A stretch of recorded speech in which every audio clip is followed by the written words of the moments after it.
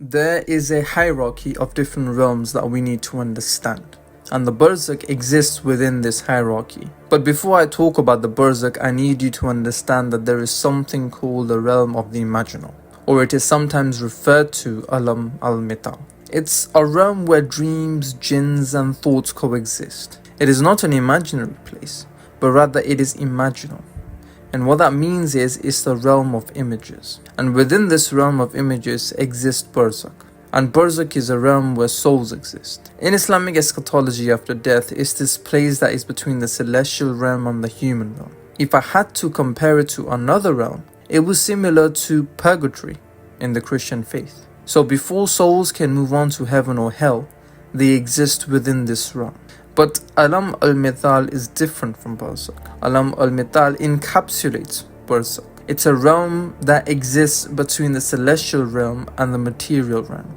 And scholars describe it as a realm where nothing tangible or material exists. Which is why I said it is imaginal, because non-tangible entities like our souls and Djinns can exist within this space. Sometimes when a person is about to die, they begin taking the names of their loved ones who have passed away, and including seeing the angel of death sometimes. This is because as they are nearing death, as their souls are being detached from their physical self, the veil between the physical realm and our world and their realm slowly drops to reveal everything. This is also why whenever a man goes to sleep and in their dreams, sometimes they see their loved ones.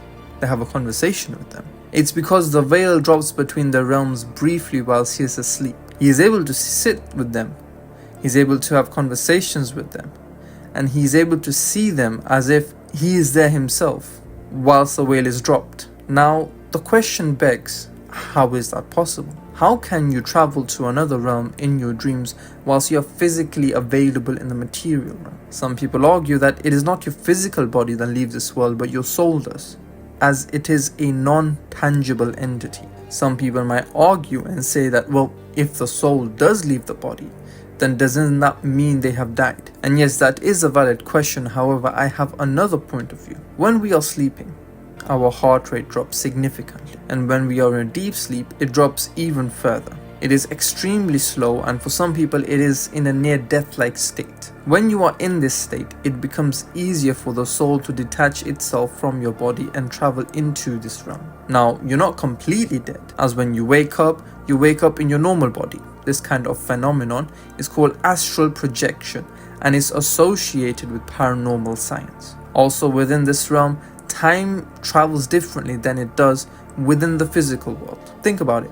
Have you ever noticed that you're seeing a loved one in a dream or anything else and it feels like a moment, but when you wake up, hey, it's morning again? And the reason for that lies in the fact that in this realm, time moves slowly compared to the earth years. How exactly so slow it is a question I cannot answer, but it moves slowly.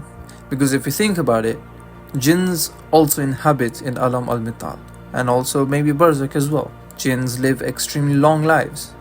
In some stories and narrations, it is said that they live for thousands upon thousands of years, and some have existed since the time of Solomon. If, for example, time flows slowly in this realm, then it is possible that these Djinns can exist and live life longer than most humans can, like some say for 40,000 years and beyond. But one thing to remember is that Djinns can die, though it is unclear how they die.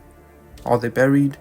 Do their bodies go through some degradation like human bodies do? All of it is still unknown. But what is known is that for them, death is permanent, just like for humans. So this raises another question. Do humans who have passed on to this realm, their souls, can they also die again, just like they do? Is a second death possible? Because here's the thing. When Israfil blows his horn, everything will die, including himself.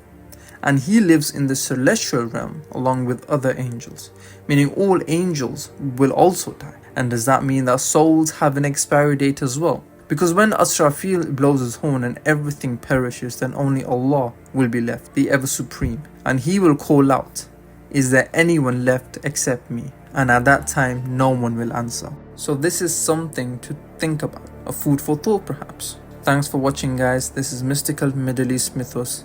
Take care. Thank you.